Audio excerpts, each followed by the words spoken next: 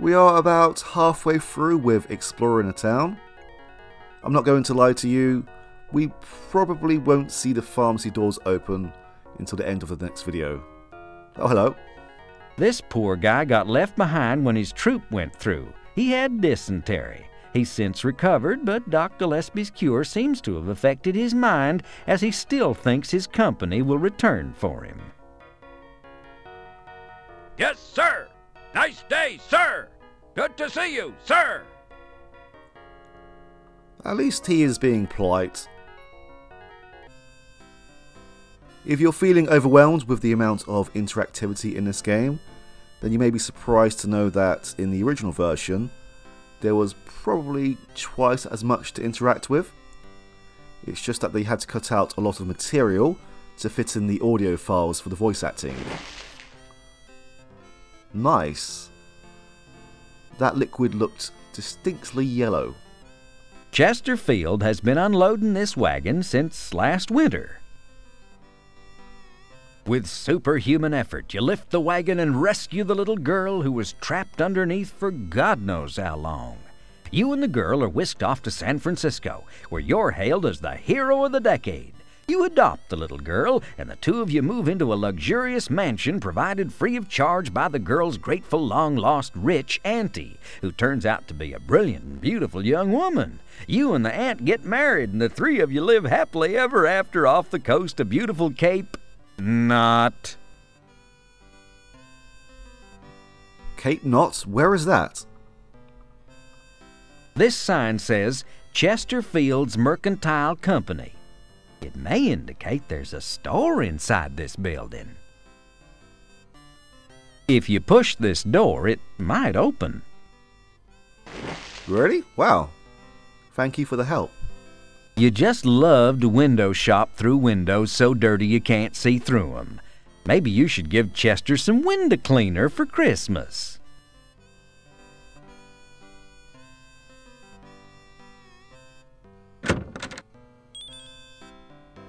The door swings open. From the back, you hear Chester's voice. Help yourself. I'll be right out. Help myself? Now I could take that the wrong way and pocket some items. It's Whittlin' Willie. He's been here ever since you got to Coarse Gold, and he hasn't aged a day. He's always been about 140 years old.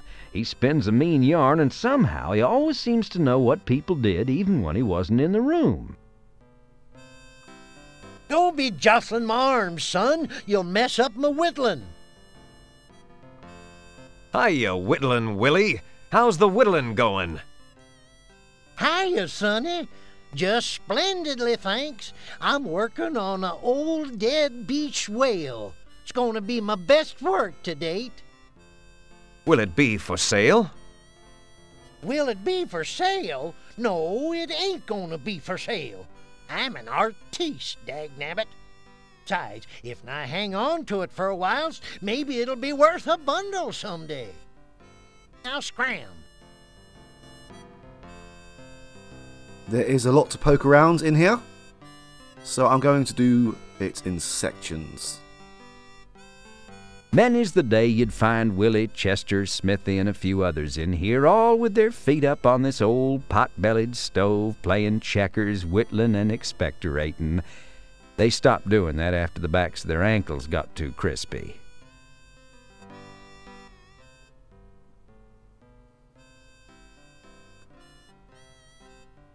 Is this an advertisement or someone just complaining?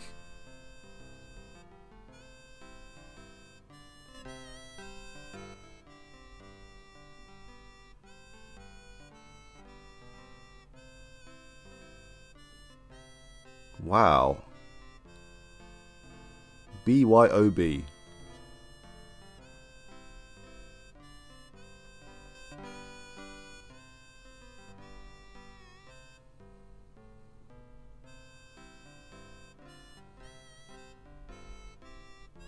I'm guessing this is an advertisement for monster stage coaches. Okay.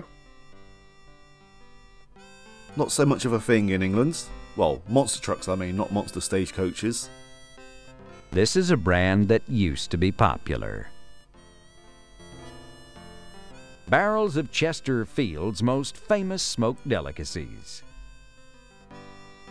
These are big old crates of the newest taste sensation sweeping the East. Too bad it hasn't reached the West Coast yet, hence all these full boxes. Sacks of Bachelor's favorite flour. This coffee grinder from the 1883 Shears catalog makes 2 big cranks they've got in this store. It's not for sale, dummy, it's a permanent fixture. Kinda like Willie. Chester has a contract with Dad Gumco stipulating that this sign must remain visible at all times, for which in return, Dad Gumco provides insurance to Chester just in case somebody actually buys a bottle.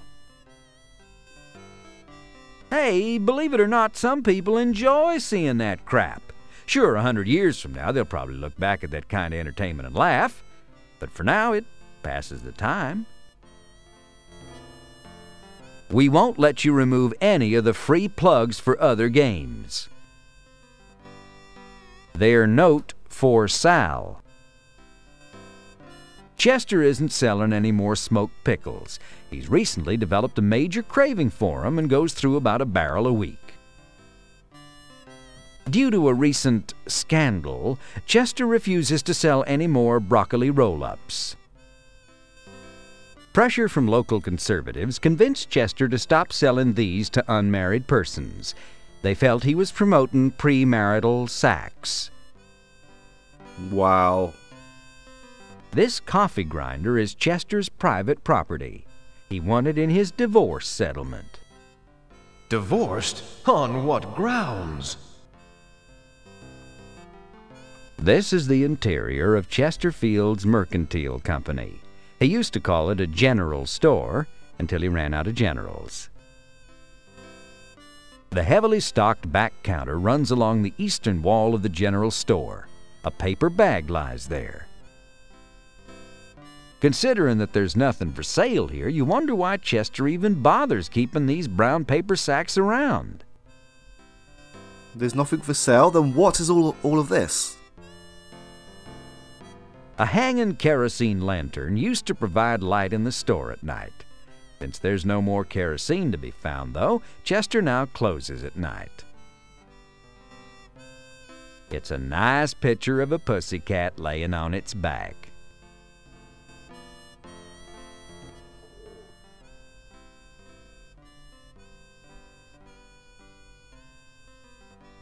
Turd all wax.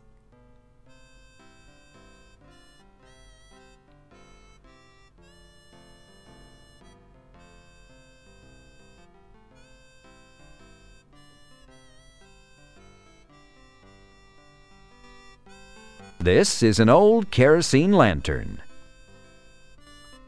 None of the items along the back counter are for sale. Chester's stocking up for the big quake, which is due any day now. Score! You take a complimentary paper bag. Take the lantern? But that'd be stealing. What do you call what we've already been doing so far? Chester only sells lanterns in combination with kerosene, but there's no kerosene to be found these days. Hey, this guy is still on the loose. He keeps popping up every few years just when you thought he was caught. You won't need any kitty porn in this game. What kind of photo is this? Assorted size buckets, chicken, grease, slaw, taters, and brown gravy-like paste not included. A hank of rope. These industrial-strength heavy-duty cast lead pans are coated with mercury chlorine compound in order to make them stick-resistant. It's an early American bug zapper. It's a scented candle with bits of gunpowder melted into it. Severe wear non-clad kettles. This old milk pitcher was only slightly used out on the farm. Chester stopped selling these after they levied the statewide new bucket tax. It's already been sold. Chester's just waiting for Hank to pick it up. Even though they're still hanging up, Chester yanked them off the market when it was discovered that lead, mercury, and chlorine are all toxic. The manufacturer denies any responsibility. It's not for sale. Chester likes to keep his store bug-free. Federal law prohibits the sale of items that once contained unpasteurized milk. Chester's playing it safe. He won't sell these until he's determined there's no lead, mercury, or chlorine in their manufacture.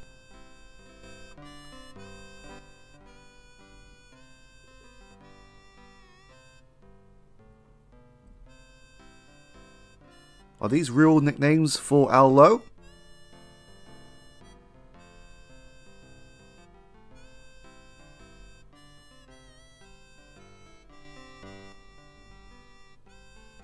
One ferret.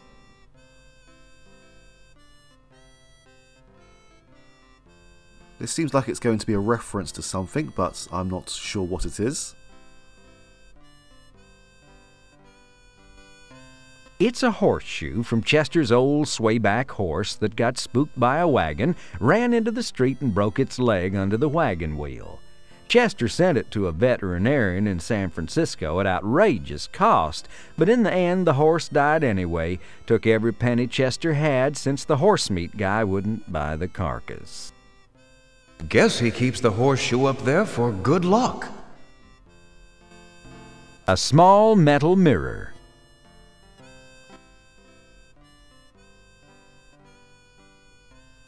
Ah. This is a reference to King's Quest, I believe. Although it's been some time since I last played any of the King's Quest games, so I'm not sure if this is a reference to a specific game. Leave it up, just in case somebody spots that no-good, scene-stealing, code-snitching, wise-ass son of a slime ball. What, and take away Chester's good luck charm?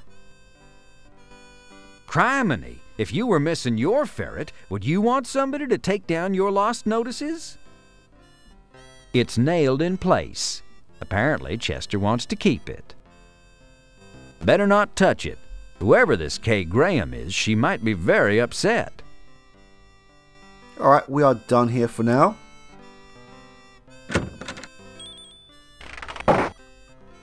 The south side of Main Street holds the remains of the railroad's telegraph office. The sign proclaims this as the post office. Looks like the door to the post office has been removed and replaced with a less attractive barrier. No need to touch it. It's about to fall off entirely, much like tourism in coarse gold. Those boards are nailed in place with rusty self-tapping 10-penny locking nails with barbed ends. In other words, no, you can't pry 'em off. Nothing in there worth sticking your finger in. The same can be said of the brothel. The sign says, O'Hanahan's Barber Shop. Like all proud, red-blooded Italian-Irish-American barbers, Salvatore O'Hanahan is extremely proud of his pole. Actually, he almost had to give it up when they levied an expensive poll tax. Peering through the window, you think you see a barber inside. This door leads to Salvatore O'Hanahan's combination barbershop and dental emporium. Just don't ask him about his heritage. He's very confused.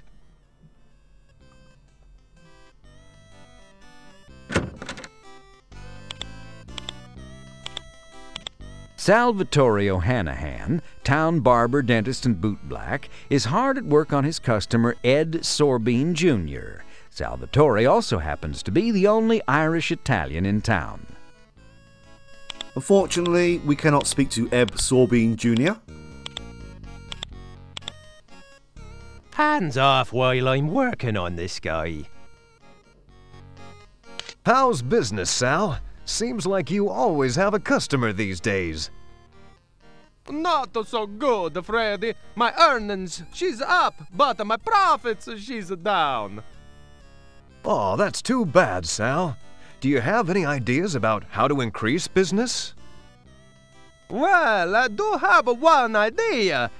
I've been thinking about providing dirty reading material for my customers to read whilst they wait. But your customers are illiterate. Aye, and I can't read so good neither.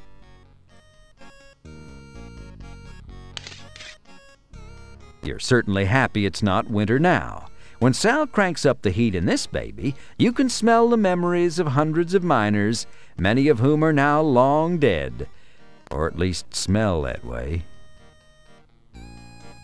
Back in the old days, when Coarse Gold was a bustling gold rush city packed with men returning from panning the mountain streams or heading for the mountain claims, Sal often filled that bench with hirsute miners. Those old boots looked vaguely familiar.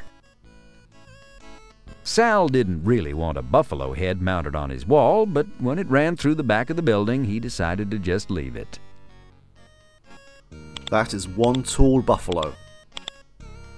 Once this lamp burned whale oil, but you know how hard it is to find whales around here.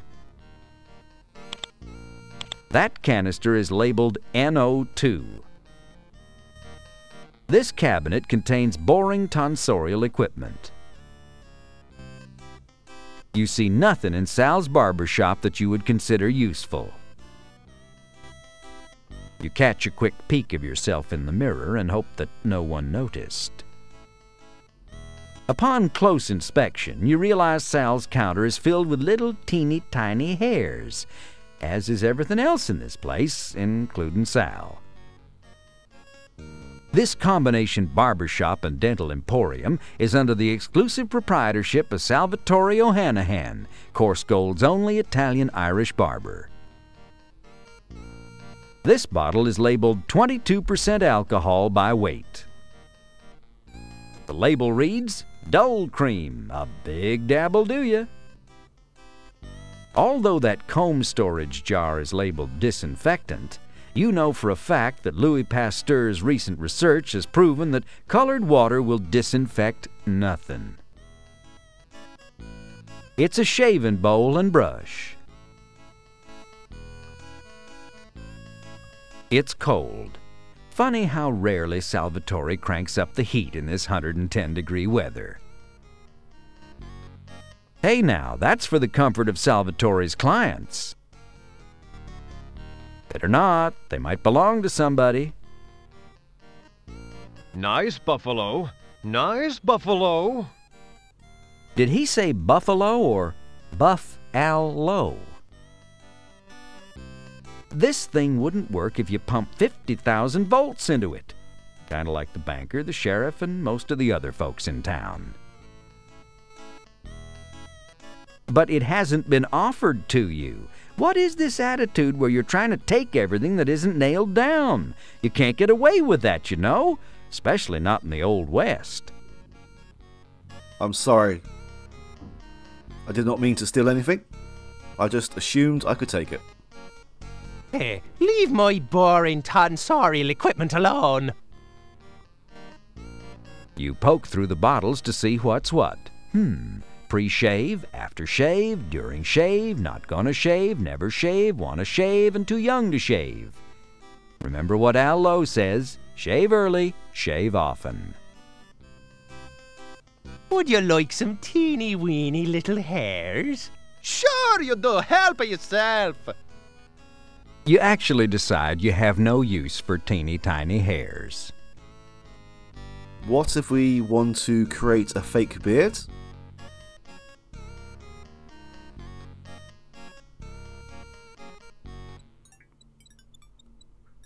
Wow, I was not expecting that.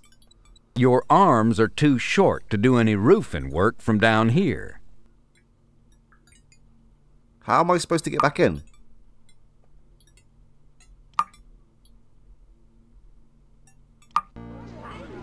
Well, we just had a sneak peek of what's to come.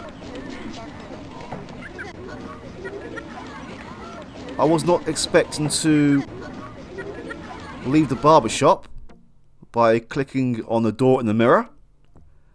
And I was not expecting to leave through the back door when we exited through the front door. Come on.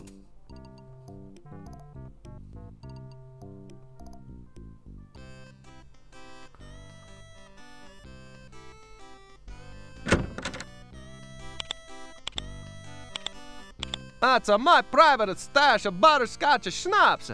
Would you like a snort? No thank you, Salvatore.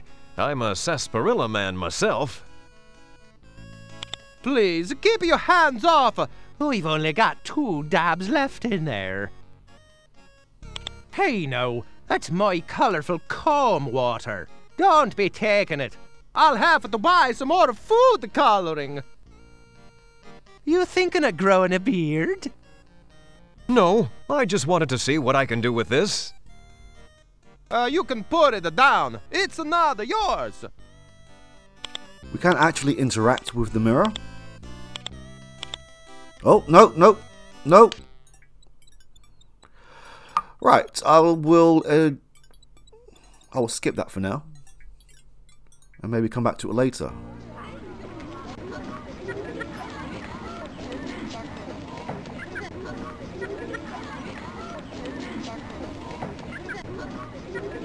That's never happened to me before. I will just stay here. This is one of the eastern legs of Main Street. These remnants of the coarse gold depot are all tumbled down and shot. This clutter is a local landmark and as such is protected under the Eastern Madera County Don't Touch That It's a Landmark Act of 1855. The sign says Tall and Thin Shop, and hey, it's right. That's just about the tallest and thinnest shop you've ever seen. The Tall and Thin Shop. The owner narrowly escaped with his life once when he was discovered short-changing customers. The sign says PP's Playhouse, or it used to anyway. Now it looks more like PP's Dlayhouse. Can't you read? The sign on the door says closed. This was Coarse Gold's Opera House, PP's Playhouse. It was shut down by unpopular demand several months ago after the owner was found necking with a lamb during a performance of Babette's Feast. It's your ordinary water trough, favorite hangout of coarse gold horses and town drunks. In brighter days, this trough would be filled with sparkling, clear, pure mountain spring water, the kind they make into lousy domestic beer. These days, though, all you see in the trough is muddy, dirty, old stagnant water with a bunch of dead flies floating on top. Why do we have so many places that are boarded up or closed down? This place is boarded up tighter than a sheep's hiney on the Ponderosa. You rattle the doors a bit, but they seem locked for good. You stick your hand into the stagnant water and all you get is a damp, muddy forearm with a lot of dead flies stuck to it. Someone with a higher IQ than most of the folks in town correctly painted sheriff here. The sheriff's window. Not very good at keeping out the rain, but at least nobody's liable to break in. Of course, who'd want to break in? This is the door to Sheriff Checkham P. Shift's office. It contains a small jail cell, just big enough to hold 1 or 2 innocent bystanders.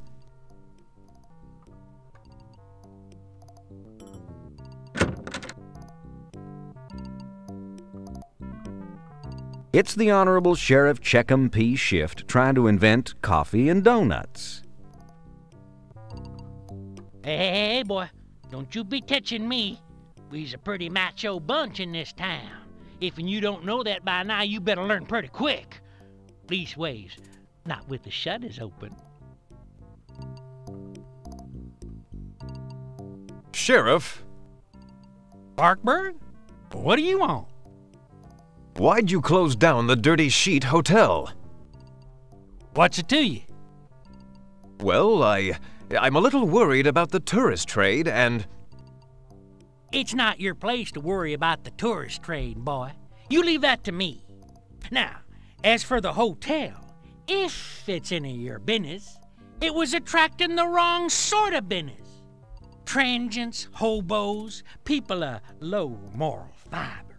Can't be having none of that going on in Corso, can we?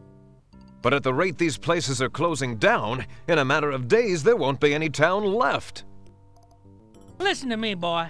That ain't none of my never mind. I'm just looking to make this place as safe as can be. So if I gotta close down a place or two, well, y'all will just have to live with that. Patooey! The spittoon makes a resounding ping. Lovely. Sheriff, I don't understand how the Playhouse was making coarse gold unsafe. Why'd you close it down?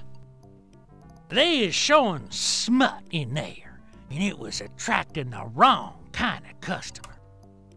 Smut? Like what? Chaucer, Rabelais, Balzac. And furthermore...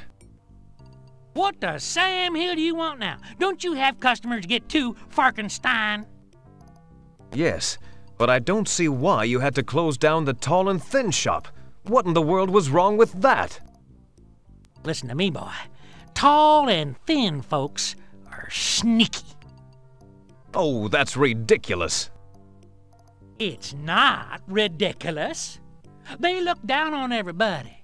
And when they want to sneak around, they turn sideways towards you, so you can hardly see them. Luckily, their collarbones break more easily than most folks, so you can whop on them real good. That's the most insane load of horse manure I've ever heard. Nobody's asking you to believe it, boy. If you don't like how I'm running this town, why, you just go right on and leave. In fact, I should be seeing you about this very soon, boy. Very soon. Is that a threat? Those are the sheriff's 6 guns. Actually, they're revolvers and rifles, but there are 6 of them. This looks like a table. That's an old trunk dated back to the 1870s. Actually, in that case, it's pretty new. Sheriff Shift has tastefully decorated his window in the fashionable Nouveau Leavenworth style. It's supposed to look like authentic Western masonry, but it's really a fiberglass polymer, nice and light and perfect for Western sets like these. It's an old register clock.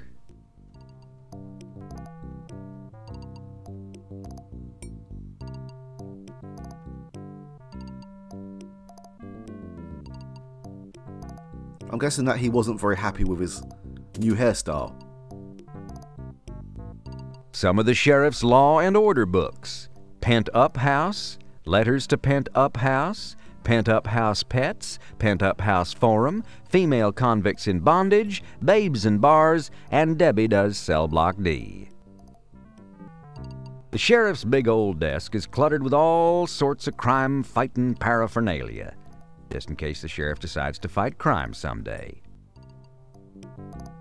Hey, porkers, them's my official shooting irons, and you don't want to be touching them. I could clap you in the irons for that. You break it, you bought it. If you get that thing open, Farky, let me know. It's been locked for years. Nothing in it, far as I know. Them there bars are mortared in place, nice and tight, boy. No amount of tugging's gonna budge 'em. Just give that one up right now. They're cemented in place, Farkberg. Do your worst. You can't hardly move 'em. Technically, the fiberglass polymer set is all one piece, so you can't move it. Keep your hands off of my crap, paraquat. Pharkas. Whatever. Leave 'em be, Farkmeister. Y'all ain't got no business sticking your nose in my penal codes. I don't want to go anywhere near your penal anything. Y'all mind leaving that thing up there? Whenever I feel myself getting soft, I just look at that ugly varmint and get the old fire stoked up again. Oh, please don't say things like that. The sheriff keeps this lamp lit so he can read his procedural manuals and see the pictures real good. It's an old register clock. This is where the sheriff keeps his trade journals. The sheriff hung his hat and long coat on the rack. Stinky Pickhinky? At least that's how I think you pronounce that name. It's an old bucket. Sheriff Shift occasionally likes to soak his feet. Taking a serious look at yourself, you decide you like what you see. Alright, let's move out the way a second. This is the sheriff's spittoon, where he gets most of his target practice.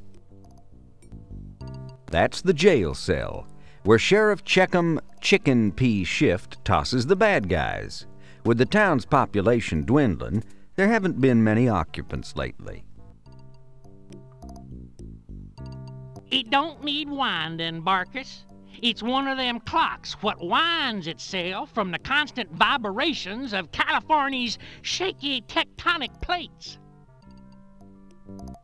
Leave it be, Farmant. I gotta see my penal diagrams good. Hey, Farberg, y'all keep your hands off of my bookshelves. Y'all just leave them duds alone, boy. You know I likes you, boy, but you go poking round in a man's privates. I takes your hands off in nothing flat, boy, just like that. Would you mind not tearing that down, Farkum? I ain't caught that critter yet. Drop it, Farkenstein. I'm starting a collection. A collection of spit? Quit poking round in my foot-soaking tub, Farblat, unless you's gonna soak my feet for me. You want to spend a night in the hoosegow, son? I think that can be arranged. Alright, let's get out of here. If I can.